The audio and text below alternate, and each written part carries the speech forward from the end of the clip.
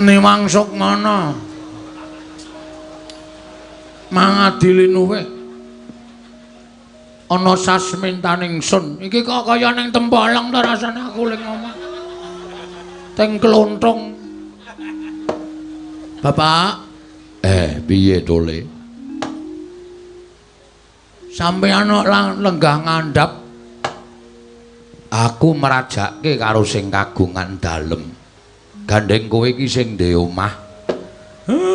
Nek ora mbok dawuhi lungguh dhuwur, aku ya urung wani lungguh dhuwur. Aku ki anakmu lho, Pak. Aja duwe pikiran sing kaya ngono. Lungguh nang dhuwur, Pak. Ayo. Bapak lungguh nang dhuwur, gareng lungguh nang lemah. Ora kaya ngono togong sia-sia. Lenggah inggil, Pak, lenggah inggil. Kali kula tak benake mik. Iya. Matur nuwun.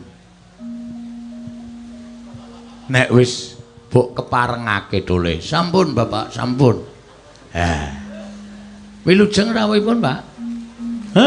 Pangestune pamujine anakku lanang slamet tekaku. Mas Gareng wilujeng seta rada mundur ketutupan bokonge Semar. Slamet tekaku le, cah bagus. Pangestune wong tuwa tampanana. Kula pun dinggo jimat paripe ndayana ing kasantosan. Mas Petruk wilujeng slamet, Gong. Pangestuku tampanana ya le. Niki sangat anggen kawula dadosaken jimat paripe. Ndayana ing kasantosan ampawa ana kasantosane lair batos kula. Ya. Sampun ngantos kejoting penggalih margi dinten iki kula nembe semangat, Pak. Syukur wong urip ki pancen kudu duwe rasa gumregah ning uripe dhewe. Nggih. Lah saiki malah aku tak takon karo kowe. Kowe kok ngundangi wong tuwa, monggo bareng tak cocoke karo Gareng ya mbok undangi, Petruk ya mbok undangi. Iki jane arep ana apa, Tole? Sepisan ngrembak perkawis Karang Kadempel anggenipun badhe keterjang jalan tol, Pak. Nggih to? Iya. Lah kuwi wigati, kuwi penting. Merga niki omah kula entek-entekan iki. Sak pekarangan, sak omah kena kabeh. Terus miturut kowe piye le? Lho, aku sebagai warga negara sing apik, Reng. Pancen kuwi dienggo kebutuhan negara, tak ikhlaske, ora masalah. Ora masalah. Waton ijole cucuk. Ah iya. Ngono lho. Dadi ya ora ngrugekke masyarakat, negarane ya iso mbangun negara kanthi apik. Masyarakate ora dirugekke, negara iso mbangun dalan sing apik tur ya kuwi dienggo kebutuhan umum, ta, Tru? Heeh. Mula aku ora apa-apa. Ora kaya Gareng mung kena sithik wae cangkeme cerewet. Ayo karepku iki padha karo nggonamu. Kabeh iki bakal padha, rasa kuwatir. Kabeh iki bakal padha. Mula kudu sing ikhlas lahir batin. Nggone Bapak keneng ora, Pak? Nggon aku ora. Wis ora apa-apa, sing ora keneng ya wis ora apa-apa. Sing kena ya kudu ikhlas lahir lan batine. Iya. Lah sing nomor loro? Sing nomor loro iki aku arep ngejak Bapak piye? Piknik apa piye? Piknik dengkulmu mlacat. Lho karo wong tuwa ora wis ngonekke dengkulmu mlacat. Piknik kok dipeng-pengke. Wong ki nek piknik ki nek wis cukup samu barange. Ora sok diselak-selakke piknik.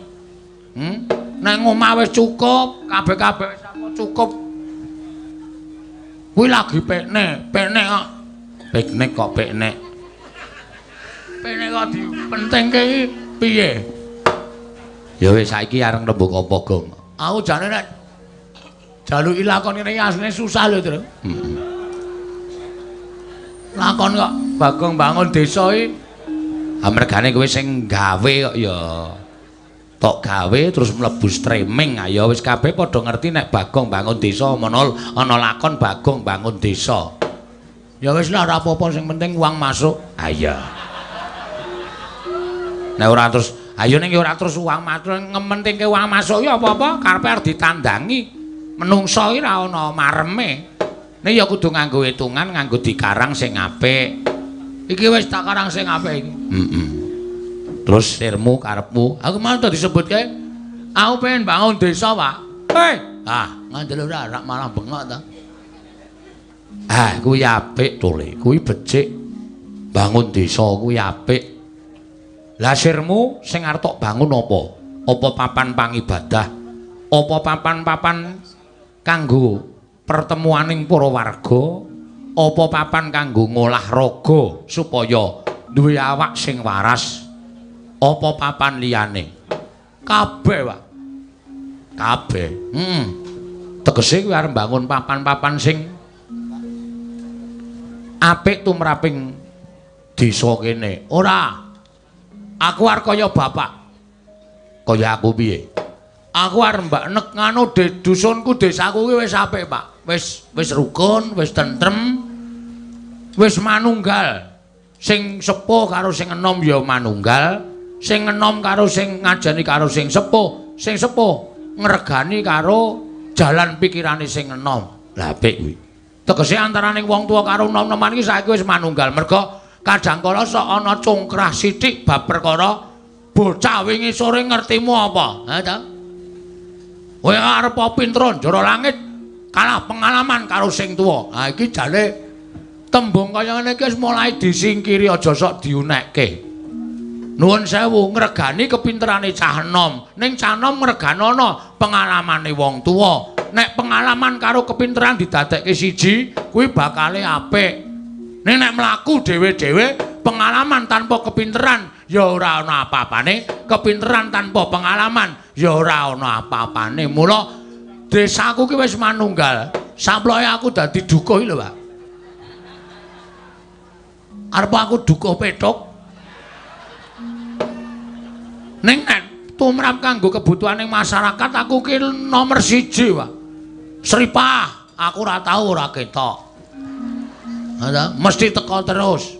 Merga kuwi wargaku sing nandhang kapitunan. Iya apik. Kumpulan warga, aku mesti ketok. Gotong royong. Apa? Gotong royong. Gotong royong kok gotong royong aku mesti ketok. Ngepyake para warga ora mung ngepyake tok. Ning aku mesti ketok. Ayo kuwi apik, Le. Wis. Genduren rung duntange aku wis menyang. Ngerti kono ketok iki engko ana gendel, aku mangkat sike, acah sregep kok. Iya. Ha iya apik-apik. Dukoe. Ha iya. Mangsane. Nomor 1 ne. Aku wong nomor 1 nang pedukuane. Iya iya. Kuwi apik kuwi. Terus nek ana dusunku ki mbutuhke pembiayaan apa ta apa sing wajib disumbang karo desa karo kecamatan, aku gawe proposal. Waduh. Ya apik kuwi. Tak unggahke nang desa. Kaya wingi nggon aku ki bar wayangan lho, Pak. Sumbang karo Pak Lurah 11 juta. Waduh. Lumayan iki nggo konsumsi. Ha iya. Tukoke ndok separo-separo wis badi. Ha iya. Heeh. Iki kahanan kaya ngene iki arep tak luwih apike, Pak. Arep tak luwih becike. Maksude arep tak luwehke tinimbang sing wis kelakon. Aku arep pengen bangun desaku kanthi apik, kanthi becik. Lah terus niatmu nekake wong tuwa kaya aku, kaya Garing karo Petruk iki ngopo? Aku wis krasa nek kuwi mesti njaluk sumbangan. Wis ketok angger raine mlumpuk ngono ae wis. Siap-siap, Truk. Ha iya. Aja kadok ati kajron penampa. Aja duwe panyakra bawa sing apik, sing elek. Reng, Truk, Bapak, sampeyan tak rawuhke mrene iki ora tak suwuni sumbangan sepeser pun. Apa mbok anggap Bagong ki wong tipis ah? Aku nek mung bangun dusun kowe ora arep sambat karo kowe-kowe kuwi. Wong nyatane dusunmu karo dusunku ya apik dusunku kok. Tak tentrem dusunku. Ngene Gareng kuwi dusune sanggon-gon cah nom-nom. Doting glimpang nyanding botol. Ora tau do dielekke. Ngerusak kuwi jenenge. Kuwi ngerusak morale bocah nom. Monggo cah nom kuwi asline nek sadar dheweke iki minangka dadi cagak tuwaking negara. Sing sepo-sep apa iki? Lindu apa ya? Oh Sinoman do ngedum.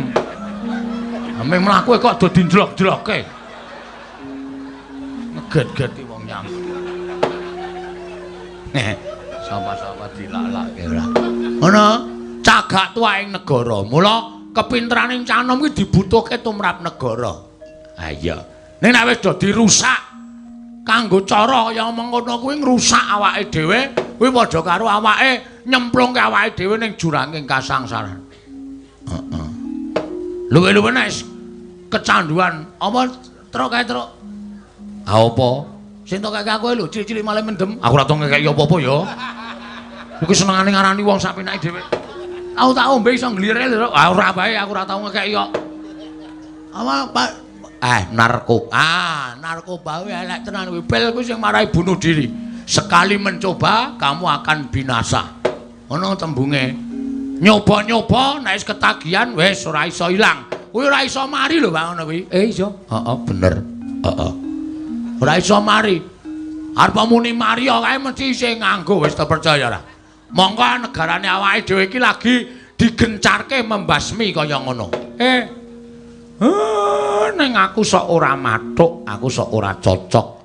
Gencarke nggo basmi kaya ngono sing dicekeli kok ming sing do nggunakake. Ning oknum-oknum sing isih seneng disogok. Ora do dicekeli kok ora do disingkirke. Betul. Aku setuju, Pak.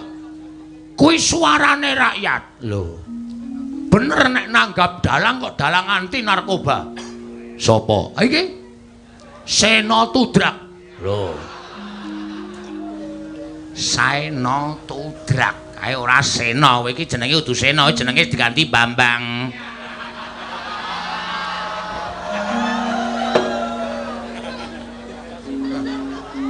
Ketoke ora niat nanggap aku ketok ya terus. Iya. Sing dipikir-pikir ketoke liyane aku ning kebacut ngundang aku nek wis ora apa-apa ditandangi lah. Ya iya. Ya ora apa-apa. Ngono. Ngono lho. Ha ta? Nyekel ya ora mung oknume sing tumindak elek, sing tumindak narkoba ora mung padha sing padha nganggo. Ora kok perkara aku melindungi lho. Ning ana Pak, oknum, aku ngandhake oknum ora kabeh. Ana aparat negara sing isih gelem nampa sogokan. Nyekel bandar karo bandar disogok culke meneh. Ana oknum pradata hukum sing isih gelem mangan sogokan. Ora ngetok palu dihukum sing akeh sogok. Hukumane mung 2 sasi 3 sasi. Bandare gleleng meneh. Kok ngono kok arep rampung iki cara sok kapan rampung? Iya. Mula nggon aku iki, Pak. Arep aku duka. Ning apa jenenge iki? Apa truk? Awong. Kowe iki anggere omong mesti kata-katane mesti radong. Statement apa? Ora sanggo basa angel. Struktur. Nah. Struktur. Struktur organisasi pedukuhan ngene iki tak pilih wong-wong sing jujur. Kira-kira wong-wong sing ora jujur saandaku wak pecat. Apik, kuwi apik kok. Ngerti aku, anggere ana masyarakat sing njaluk tanda tangan nggo gawe KTP, dijaluki dhuwit, tempiling mong. Nek ora gelem maruk karo aku. Piye kuwi? Kuwi kepiye kuwi kaya ngono kuwi? Oh, dirungokke apik-apik kok gleceh. Pak,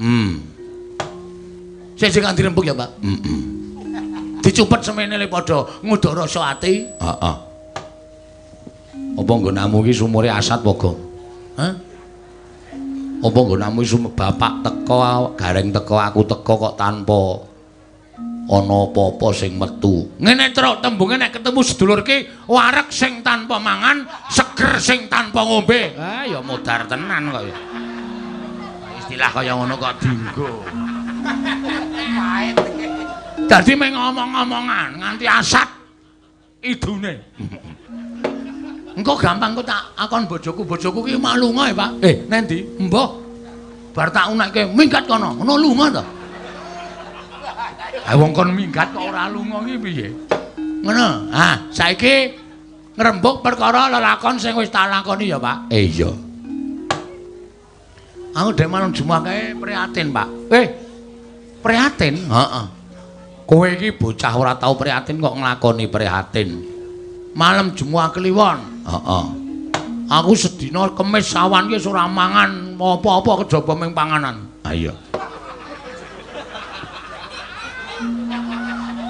Ora mangan apa-apa kok kejaba panganan ki. Maksude sing mangan-mangan ringan lho, Dek. Ha iya.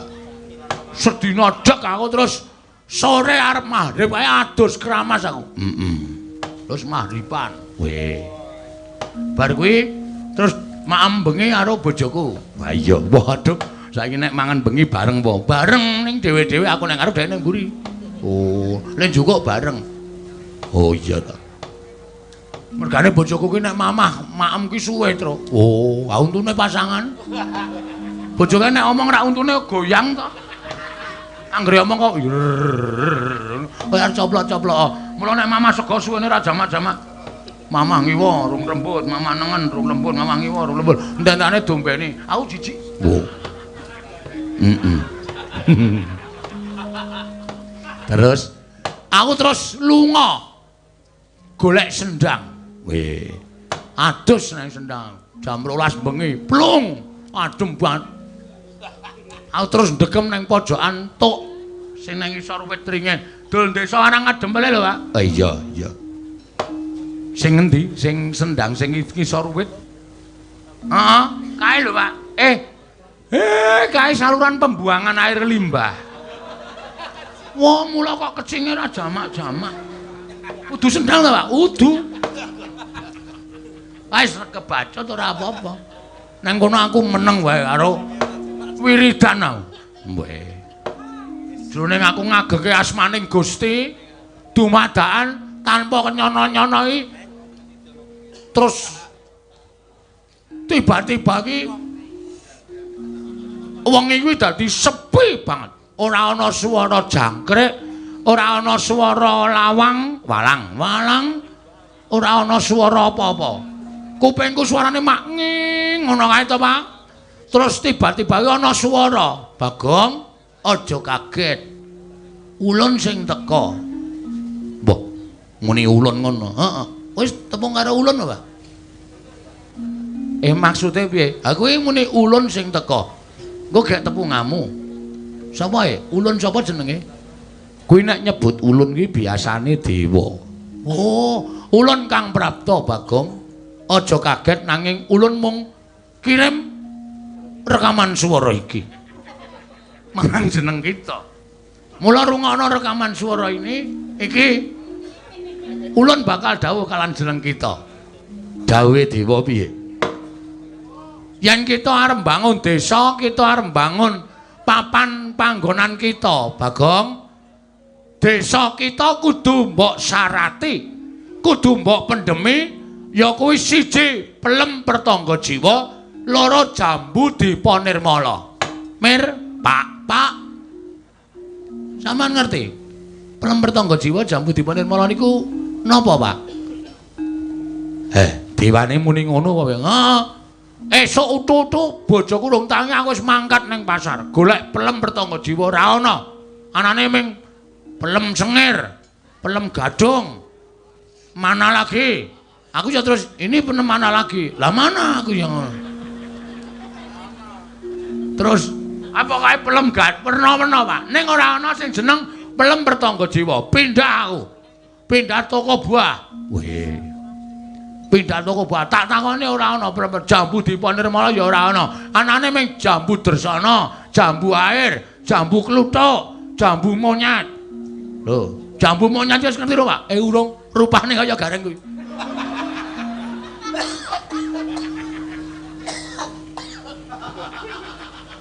Mbok, aku ki ora tok tibake elek terus to, Gong. Apa ana jambu monyet kok matane kira kaya ngene. Kowe ya aneh-aneh tenan. Arep mangan ya wedi. Asli tenan. Ora ana jambu diponirmala. Aku arep nyuwun prisa karo Bapak. Nek Bapak ki pancen prisa. Bapak ki pancen paham. Jare Bapak ki mbiyen dewa, mbuh nyata mbuh ora, ta? Iya, biyen Biyen sadurunge aku dadi Semar ki aku dewa. Lah kenapa ora urip ning Kayangan, kok malah dadi kere? Aku kuwi pancen wong sing seneng marang katentreman. Mula aku trima mudhun ana ing jagat. Biyen aku dewa. Aja mbok anggap elek.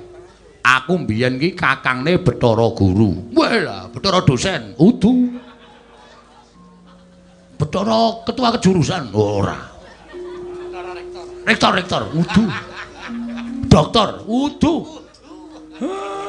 Aku Sang Hyang Ismaya. Ismaya iki kakangne Bathara Guru.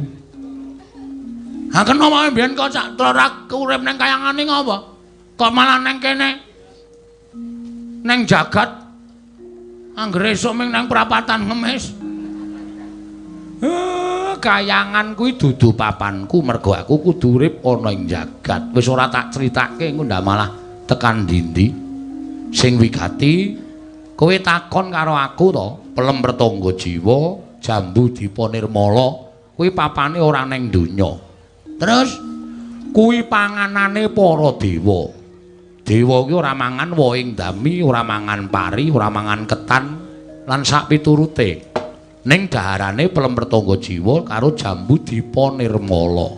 Lah, nek kowe arep nyarati desamu iki kowe ya wis bisa njaluk Pelem Pertangga Jiwa karo Jambu Dipa Nirmala.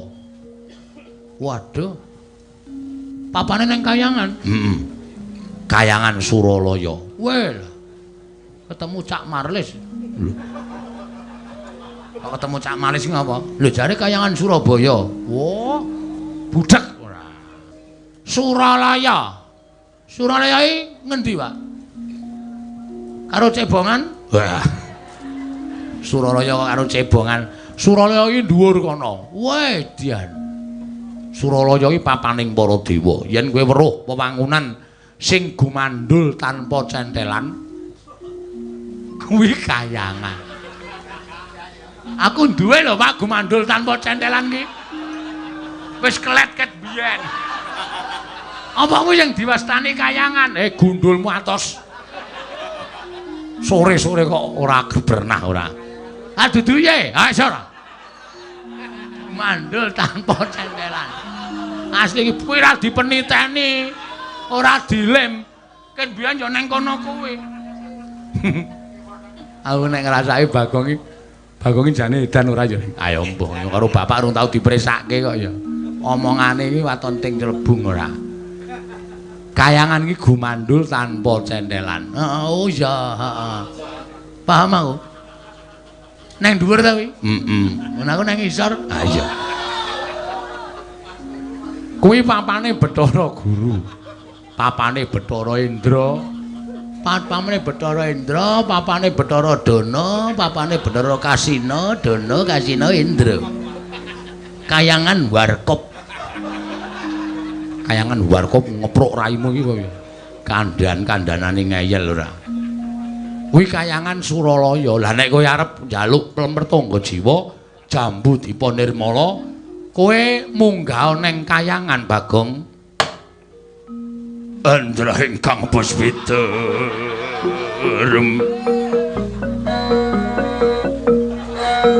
kasilering asamirana amre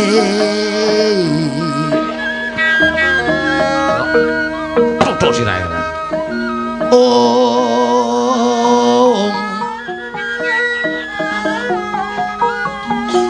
Sekar Maya ku ngaskan danyorun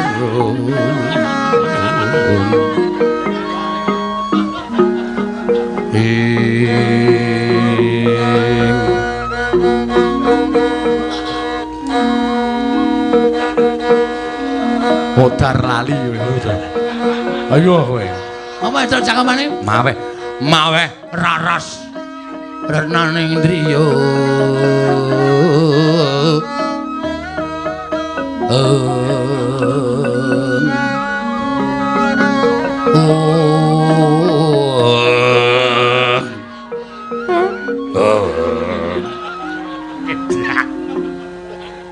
Suluk kok karo ngentut lho.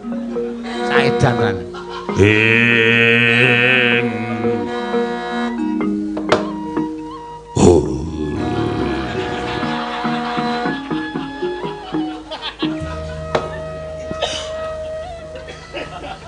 Nek guyu-guyu Mar. Rasa diampet. Aku lucu to, Pak? Wis, Bu. Kene mung tak dolani ngene gawe senenge wong tuwa ki ngibadah. Bakal entuk pahala. Ha iya. Engko iki ora tau suluke kok suluk. Mbok ya suluk sing apik. Sulukku ya ngene iki. Ya. Ngopo kowe kok dur nglumpruk ning ngarepe Semar? Sing ngerti kayangan menika bapak. Sing papal dak.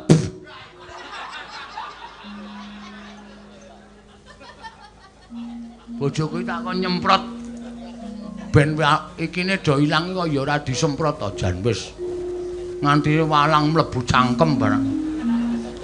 Sing ngertos kayangan, sing ngerti dalan anjok enten kayangan menika namung Bapak Semar. Bapak, kula nyuwun senjata pitulung tumbak kenceng, Pak. Kula nyuwun Bapak menika minggah wonten ing kayangan ketemu kalih Om Guru. Om Guru. Guru jare adine Bapak. Berarti aku nek nyeluk ora Om. Ngendika kalih Om Bathara Guru, nek Bagong butuh pelem pertangga jiwa jambu dipa nirmala. Nek Bapak kersa, kula ngaturaken panuwun ingkang tanpa pepindhan. Nek Bapak mboten kersa, niku jam tangane balekke kula. Wih, kok menehi jam tangan ro bapakne kok kon balekke. Alexander Christine Hakim.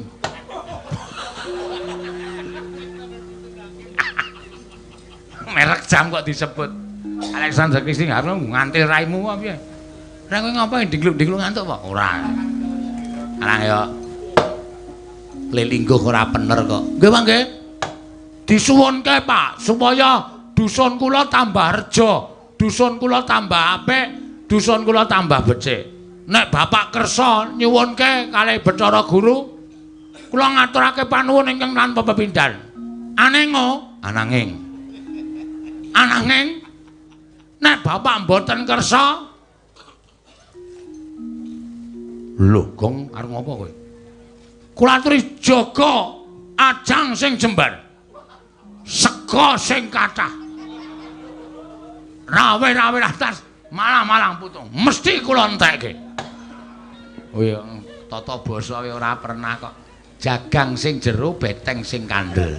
Lha iki nek nantang karo negara, nek nantang karo wong ya ora nganggo jagang sing jero, beteng sing kandel. Ora sudi aku karo kowe, Pak, sebagai bapakku. Aku mau mergo sampean ora nulungi karo anak.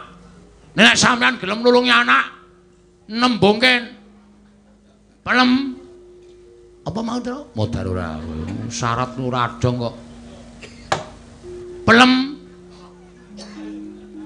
40-an pertangga jiwa, 40. Pertangga jiwa lan jambu dipa kusuma, dipa nirmala. Dipa nirmala kula ora trima. Aladene dadi anake Semar, menggayo panganan luar negeri kayangan. Kayangane kok ora kelakon. Aku nesu tenan, Pak. Saiki kari Bapak mikir luwung diwaneni anak apa njalukke pelem pertangga jiwa jambu dipa nirmala. Gong, sabar, Gong. Ora sak penake dhewe kaya ngono. Bapak ki wis sepuh. Ora terus kowe terus matur karo Bapak nek Bapak ora iso nggayoke pelem pertangga jiwa malah tok jak gelut. Kowe iki wong tuwa apa bocah? Kowe ora usah cerewet, Reng. Kowe nang kene iki angka ikut. Kowe timunmu kok jaga imbuh. Ana kowe ya ora apa-apa, ora ana kowe ora masalah. Lho, aku ning rene iki rak tok undang to. Aku ngerti. Sing wigati tak jak rembugan ki Bapak Semar. Kowe iki ping takon menyetujui wae. Sirku arep kakon dadi seksi. Ning mripatmu kira nekseni ya mesti ora pas. Kudune kowe iki manteng ngematke kene kok malah ngematke pojokan terus. Mbok mau ngerti ora sah rene to malah keloro-loro atiku. Oh, alah arep nemu dilakon apa ta ya. Petra ya takon dadi seksi. Men bapak men ngendika. Men. Oh, wis kurang ajar wi. Karo bapakne kok marmir-marmir. Ayo gak omong. Bagong tak gayuhke. Wah tak peluk kowe. Asli tak cium. Nek ora malah kolu sirahmu mar. Saking ambaning cangkemku. Aku iki nek ngambok langsung tanpa nganggo petungan rumangsane anggepe. Kosek to, nganggo petungan. Aja ngawu gawar ngawur. Merga iki ngembet marang kahanan kayangan. Bagong